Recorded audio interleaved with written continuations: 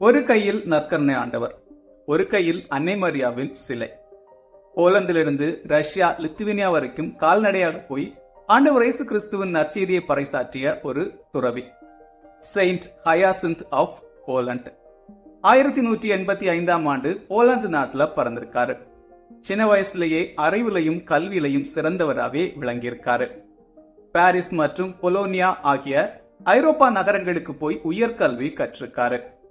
ஒரு தடவை ரோம்ல வச்சு புனித டோமினிக்கை சந்திச்சிருக்காரு.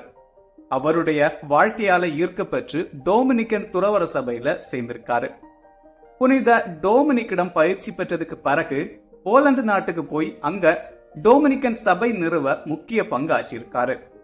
இதுக்கு பிறகு தன்னுடைய வாழ்க்கையை முழுவதுமாக மறைப்பணிக்காக அர்ப்பணித்திருக்காரு. போலந்து, ரஷ்யா, லித்துவேனியா மற்றும் ஐரோப்பாவின் பல பகுதிகளுக்கு போய் மறைப்பணி ஆற்றியிருக்காரு. ஏழைகளுக்கு உதவிகள் செஞ்சிருக்காரு, நோயாளிகளுக்கும் சேவைகள் செஞ்சிருக்காரு. இவருடைய துணிச்சலான மறைப்பணியின் காரணமா வடக்கின் அப்போஸ்தலர்னு அழைக்கப்பட்டிருக்காரு. ஒரு தடவை இவர் தங்கி இருந்த இடத்தை எதிரிகள் தாக்கியிருக்காங்க. இதனால நற்கருணை ஆண்டவர் மற்றும் அன்னை மரியாவின் சிலையோடு இவர் பாதுகாப்பான இடத்துக்கு போயிருக்காரு. அப்போ அதிக எடை கொண்ட அன்னை மரியாவின் சிலை இவர் தூக்குவதற்கு மிகவும் எளிதாவே இருந்திருக்கு. அன்னை மரியாள் மற்றும் நற்கருணை ஆண்டவர் மீது இவர் அளவு கடந்த பக்தி கொண்டதுதான் இதுக்கு காரணம்னு சொல்லப்படுது.